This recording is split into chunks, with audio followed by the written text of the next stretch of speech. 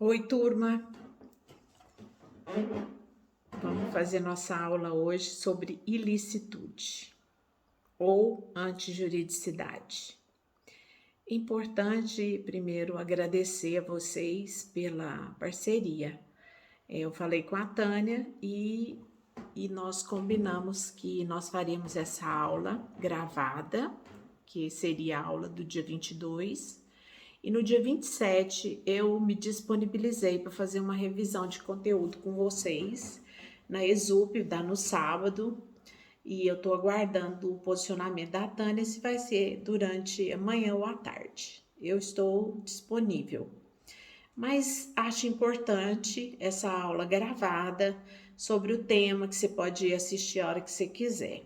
Eu vou tentar fazer direto, mas se eu perceber que ficou muito extenso o vídeo, eu vou dividir em duas partes. E eu sugiro que você pegue seu código penal e também, se for possível, abre lá na plataforma Moodle aquele roteirinho da ilicitude que eu deixei lá para vocês. Inclusive, eu tô com o meu aberto aqui. Então, vamos lembrar o seguinte, né? Onde nós estamos no conteúdo de Penal 1? Nós estamos estudando a teoria geral do crime. Dentro da teoria geral do crime, a gente está buscando um conceito de crime, né? O que é crime? A lei não fala, a gente repete muito isso. O crime, a doutrina entende, né, como um fato típico previsto na lei como crime, né? A gente estudou a tipicidade e inclusive até o erro de tipo. E um fato típico e ilícito. Agora a gente vai estudar essa ilicitude, né? E o que é ilícito? Se você pegar seu material, a gente colocou assim: ilicitude formal, ilicitude material. A ilicitude formal, né? Formal, o direito sempre traz essa expressão. É aquele conteúdo que não é o palpável, né? É o que a lei traz, né? Conteúdo formal, então, na ilicitude, é uma conduta contrária ao direito. Matar alguém é contrário ao direito. Subtrair coisa alheia móvel é contrário ao direito. Subtrair coisa alheia mediante violência ou grave ameaça. Sequestrar a pessoa. Constranger alguém mediante violência ou grave ameaça para atos libidinosos ou conjunção carnal, que é o estupro, é uma conduta ilícita. Essa é a ilicitude formal. E a ilicitude material? Não basta que ela seja ilícita, contrária ao direito. É necessário que ela tenha causado uma lesão ao bem jurídico, né? Então, no caso de um roubo, a lesão ao bem jurídico é que essa coisa, se não foi subtraída total, pelo menos foi tentada, também no furto é assim, mas que a pessoa sofreu grave ameaça ou sofreu violência, né? Esse aspecto da ilicitude no material, lógico que a ilicitude formal também está dentro da ilicitude material, mas a material vai além, né?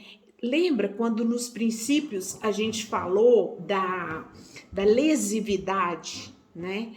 Que a ofensa, né? O fato praticado pelo autor, ele tem que ser algo que seja relevante, né? Algo que represente gravidade, algo que desequilibra o contexto social, porque ilícito é tudo que é contrário ao contexto social.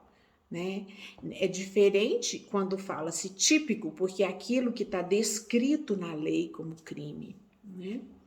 Então, o matar alguém é típico, matar alguém, porque está escrito na lei, no código, lá no artigo 121.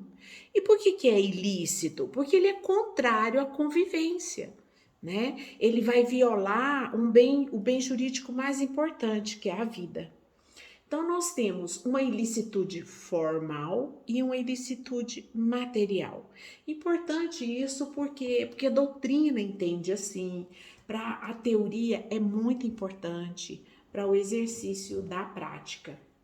O agente que pratica um fato típico acobertado por uma excludente de ilicitude age licitamente. Então, assim, é possível que aquilo que é ilícito, é contrário ao direito, é possível que essa conduta tenha uma excludente de licitude? É possível.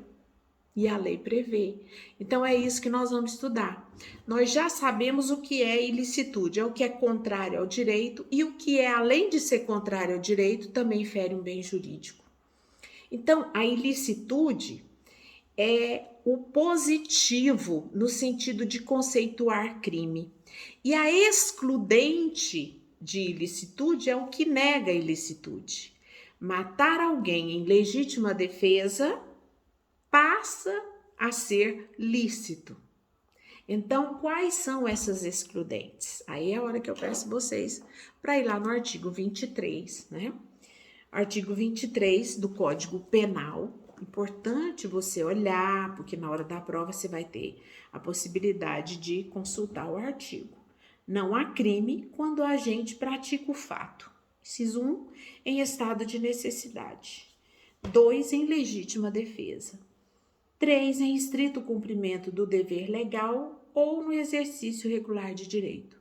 Então, nós temos 4 causas excludentes de ilicitude ou de antijuridicidade. O direito, ele tem sempre isso, aqui onde a gente está estudando, né? Eu tenho a tipicidade, mas eu tenho algumas situações que o fato vai ser atípico. Quando não houver nem dolo nem culpa, quando falta um elemento do fato típico, ele vai ser atípico. Quando o resultado está sem nexo, não vai ser típico. Quando não tiver escrito na lei, não vai ser típico.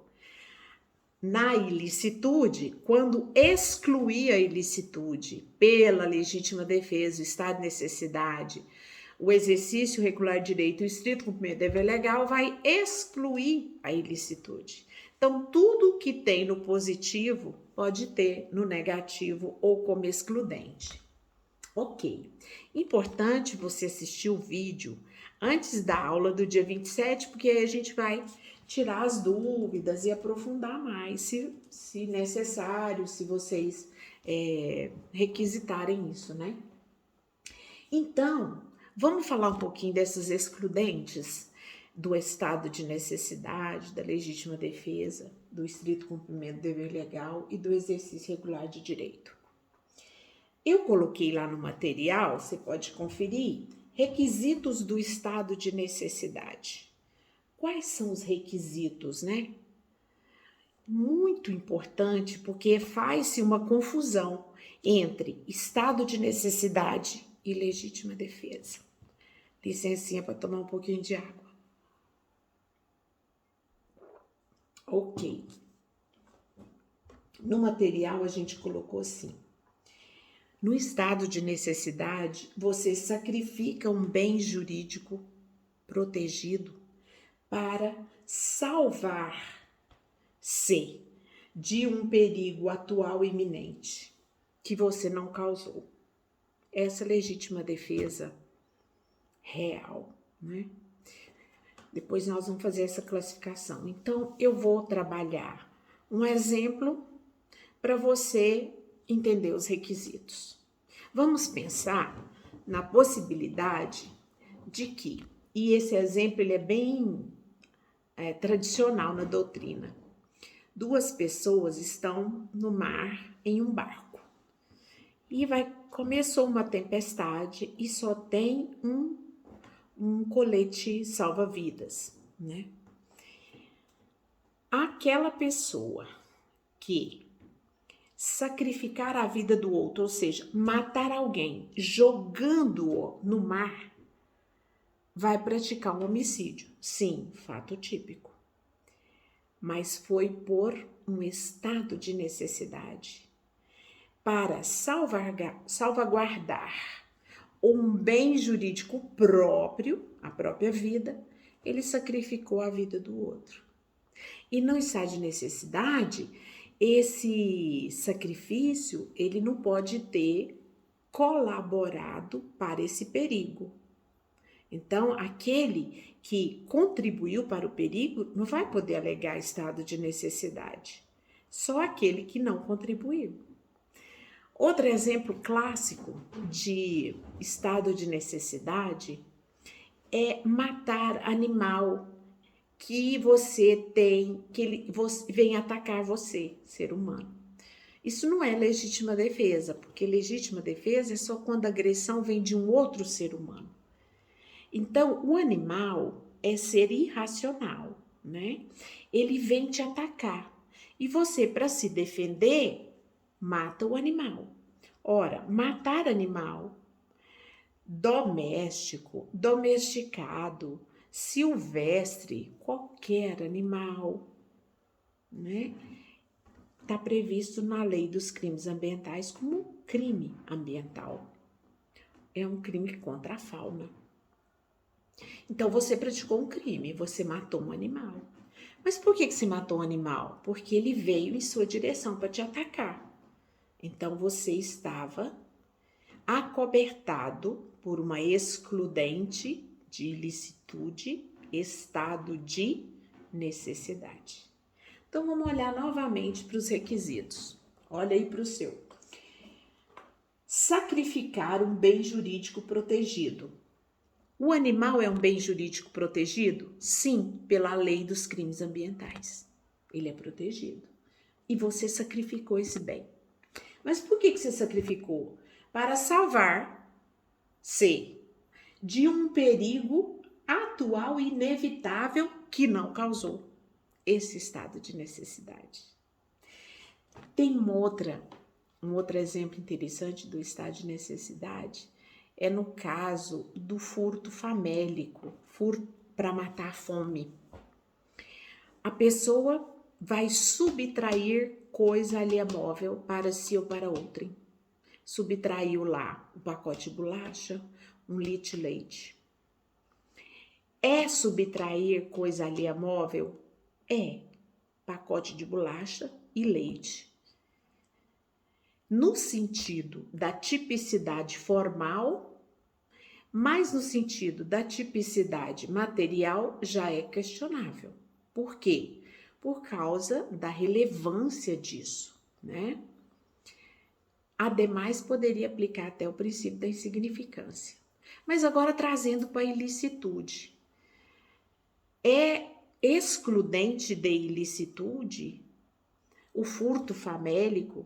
Por quê? Porque todos nós, seres humanos, passado um período sem se alimentar, nós temos fome. Isso é natural, né? A gente não fala assim pelo cérebro, vou ficar com fome.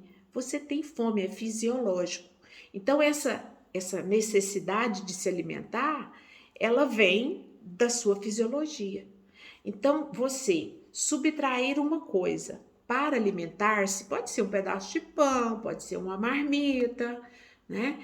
Quando você faz isso, você está praticando um furto, mas em estado de necessidade. Qual que foi o estado de necessidade? Fome. Então, já temos 3 exemplos de estado de necessidade. Matar um animal bravio que vem te atacar. No bote salva-vidas, matar alguém para salvar a sua vida.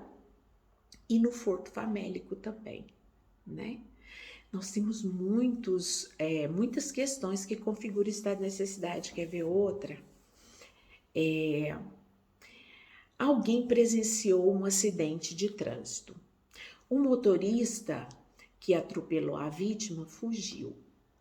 A pessoa que presenciou, ele estava numa moto ou numa bike, não tinha como ele socorrer essa vítima imediatamente. Ali, naquele lugar, não tinha como ele chamar o corpo de bombeiros. O que ele faz? Ele vê um veículo estacionado e consegue abrir esse veículo, colocar a vítima lá dentro para levá-la para o hospital. Ora, ele pegou um carro de alguém, então ele subtraiu coisa alheia móvel. Mas foi em estado de necessidade próprio?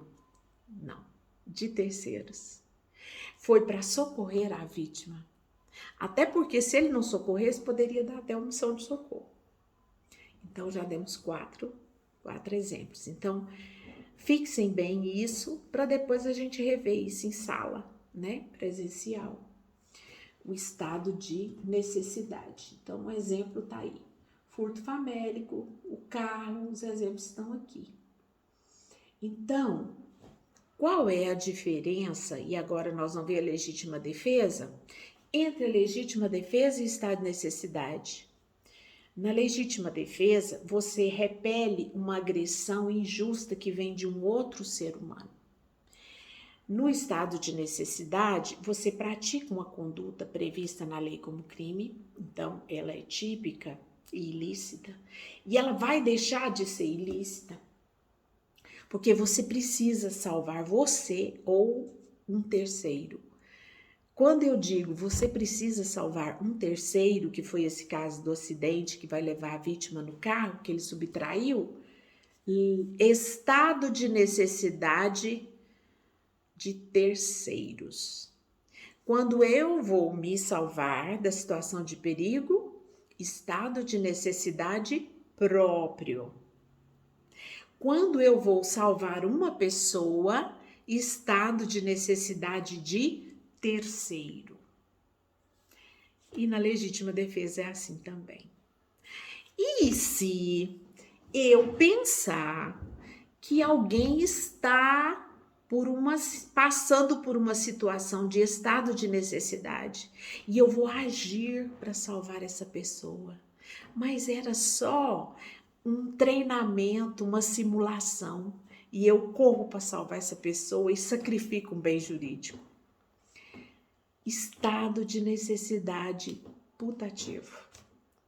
Quando, por erro, eu penso que alguém está passando por um estado de necessidade.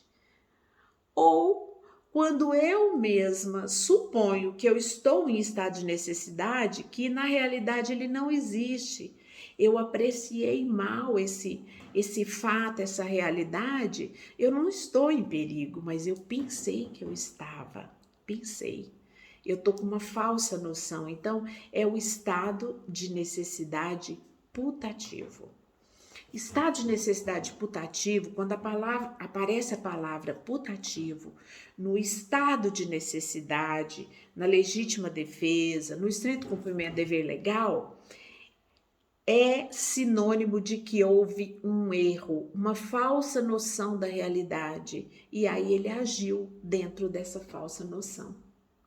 Então, nós temos estado de necessidade real, quando está acontecendo mesmo, ou um estado de necessidade putativo, quando eu penso que eu estou correndo um risco e eu não estou na realidade.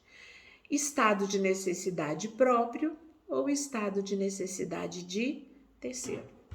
Ok? Esta é excludente de antijuridicidade ou de licitude, estado de necessidade. E a legítima defesa? A legítima defesa, né, tão estudada e prolatada, tantos que, na verdade, às vezes alegam como tese de defesa, né? Isso tem que ser provado, né? Mas vamos lá dentro do direito penal estudar os requisitos da legítima defesa. Vamos lá no artigo 24, antes de passar para a legítima defesa, 24. Se eu estivesse na sala, eu iria pedir alguém para ler, né? O estado de necessidade está no 24. Considera-se em estado de necessidade quem pratica fato para salvar de perigo atual que não provocou por sua vontade, nem podia de outro modo evitar, direito próprio ou alheio, próprio ou de terceiro, cujo sacrifício nas circunstâncias não era razoável exigir-se. Parágrafo 1º. Não pode alegar estado de necessidade Quem tinha o dever de enfrentar o perigo? O bombeiro não pode alegar quando está no bote salva-vidas que ele não sabe nadar. Todo bombeiro é treinado para nadar. Ele não pode alegar essa necessidade. Por quê? Porque, na verdade, em qualquer lugar, ele tem o dever de agir para salvar as pessoas, né? E no parágrafo 2º, embora seja razoável exigir-se o sacrifício do direito ameaçado, a pena pode ser reduzida de 1 a 2/3. Em que caso? Quando ele tem esse dever legal de atuar, pode ter uma redução de pena dependendo das circunstâncias. É isso.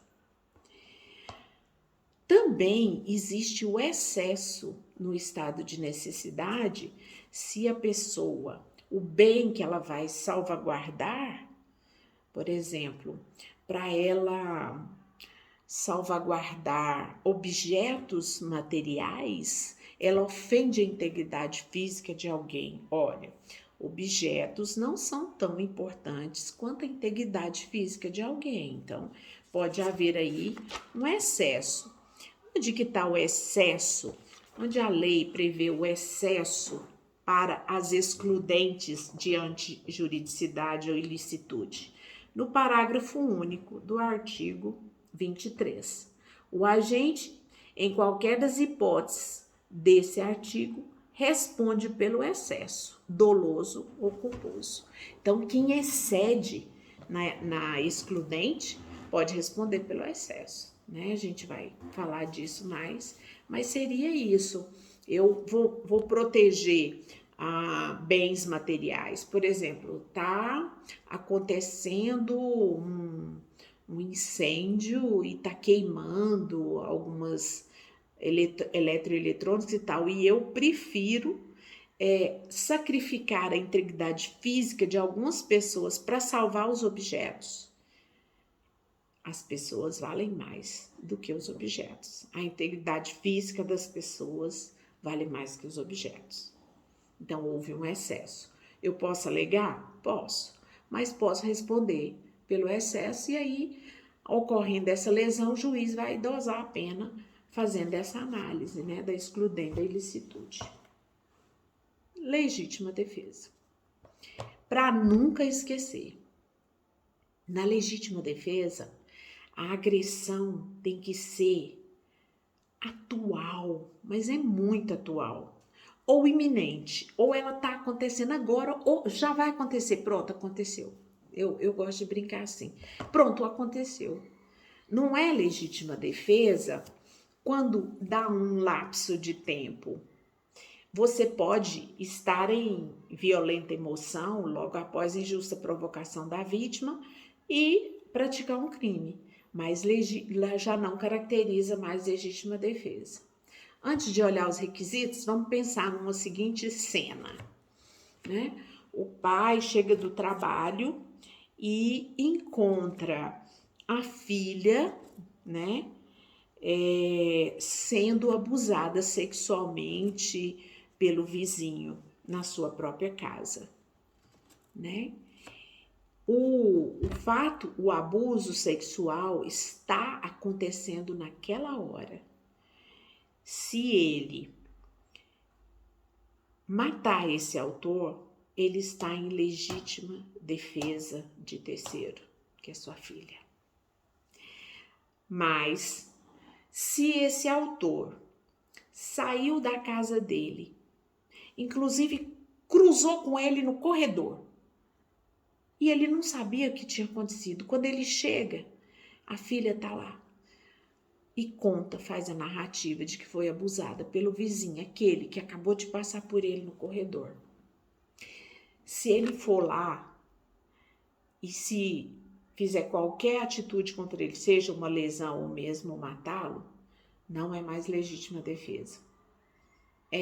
Se ele matá-lo, é um homicídio privilegiado, ou seja, com uma redução de pena por violenta emoção logo após injusta provocação da vítima. Legítima defesa, o fato tem que estar acontecendo ou vai acontecer agora. Pronto, já aconteceu. É coisa rápida. né? Então, olha no seu material aí da plataforma Moodle, aquele roteirinho que eu fiz. Requisitos da legítima defesa.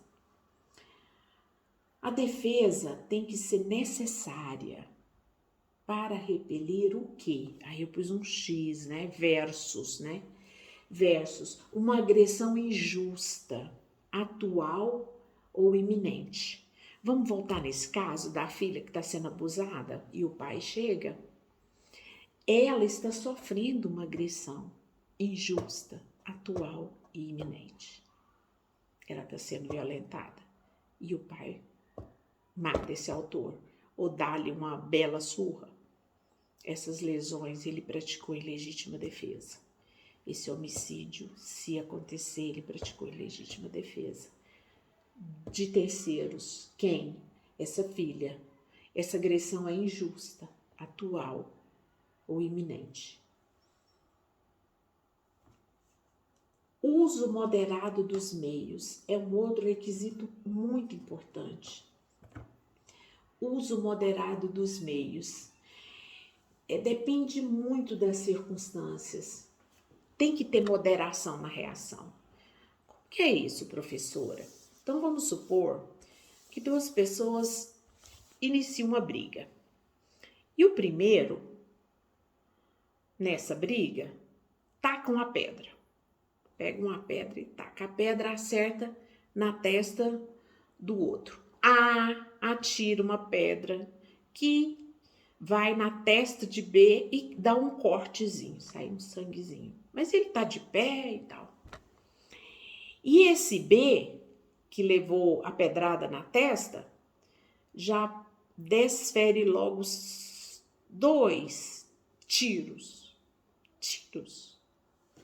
contra A. Não é uso moderado dos meios. Professora, aí sempre há esse questionamento, mas se ele não tinha outro meio? Olha, não há moderação nesse caso. Moderação é equilíbrio.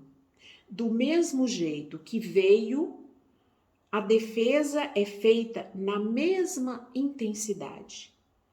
Se vai tiro contra pedra, né? Uma pedrada, 2 tiros, não tem moderação.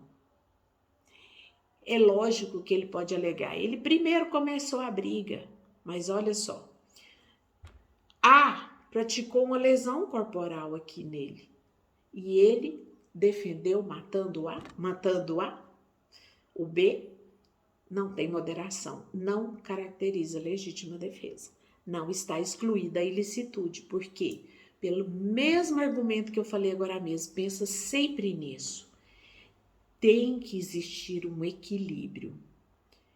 Ora, a vida vale mais.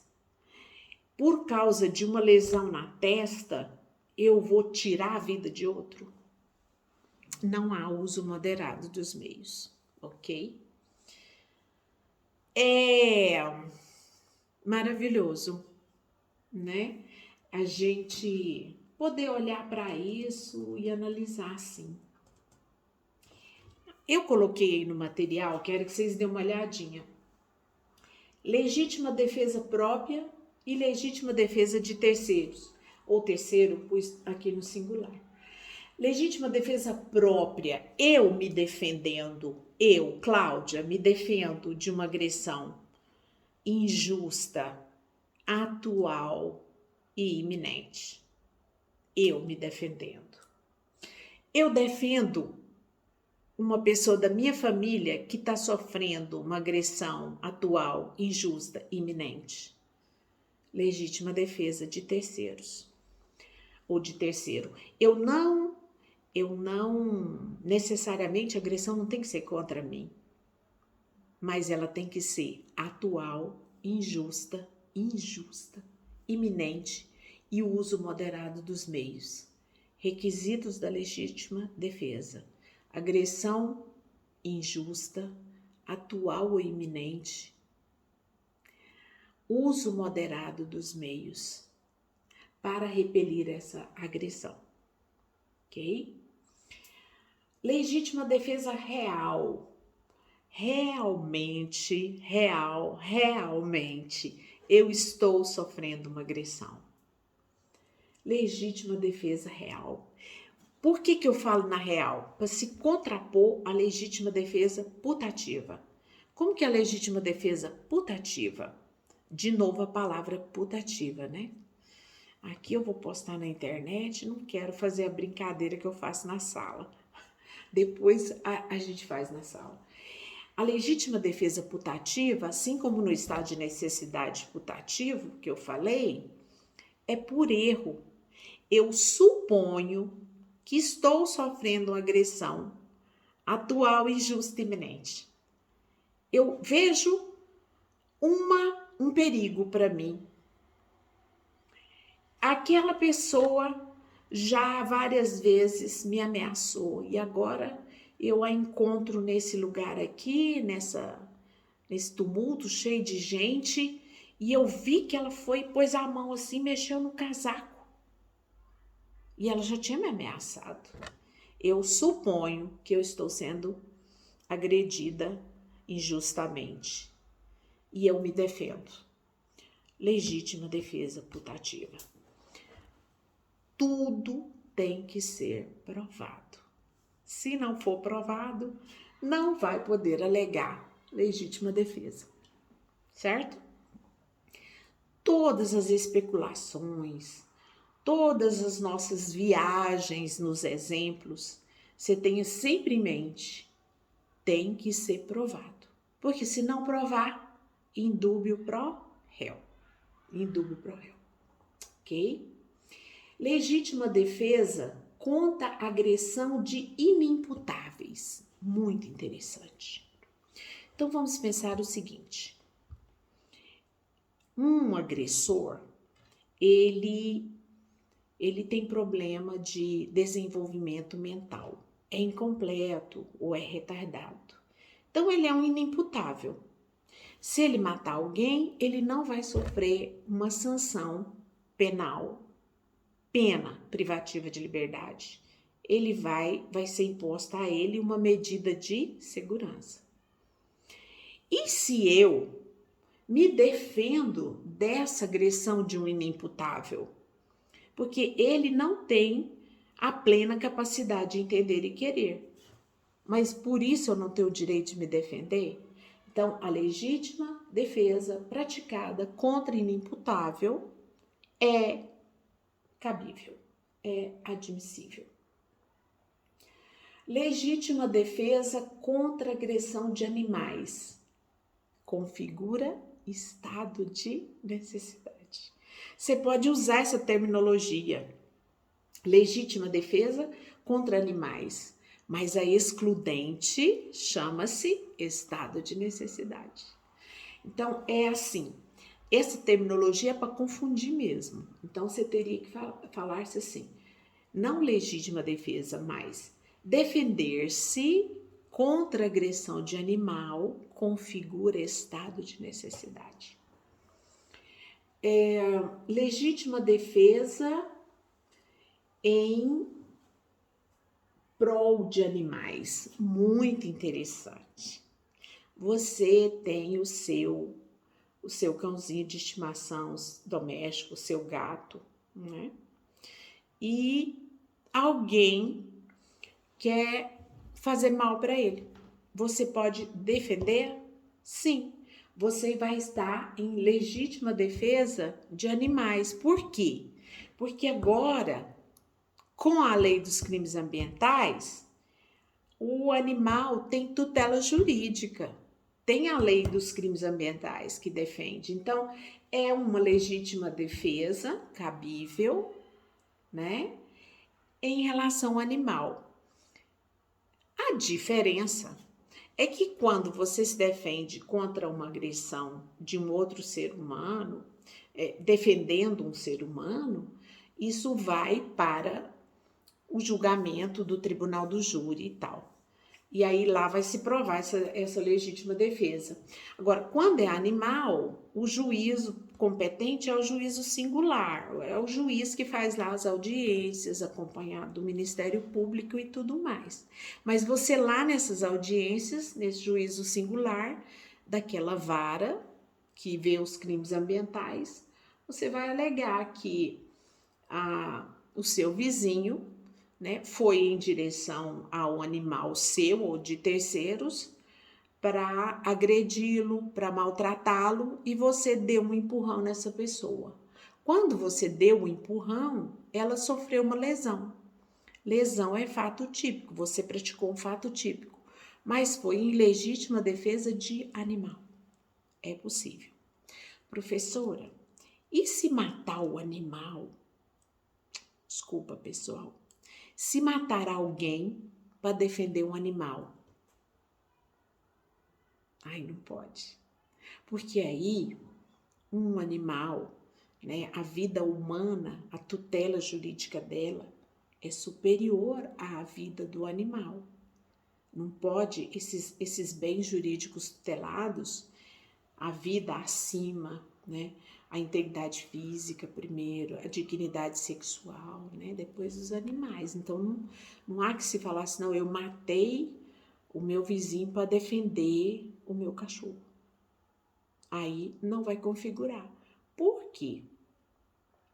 Porque a legítima defesa, os requisitos dela é agressão atual e justa iminente, uso moderado dos meios. Eles têm que ter uma equivalência. Ora, se ele está agredindo o animal, se ele estivesse agredindo uma pessoa, não tem menor dúvida que estava caracterizado, mas agredindo um animal, o bem jurídico vida daquela defesa que você vai fazer tem mais relevância para esse ordenamento jurídico, ok? Mas eu achei muito interessante de a gente conversar sobre isso. É cabível a legítima defesa de animais, mas em qualquer legítima defesa tem que ter o uso moderado dos meios, né? O bem que eu quero defender, ele não pode ser numa escala da tutela jurídica menor do que o bem que eu estou ofendendo, né, para a defesa. Ok, pessoal? Bom, nós já temos 37 minutinhos, eu vou dar um intervalinho e depois eu recomeço nos requisitos do estrito cumprimento do dever legal e depois exercício regular.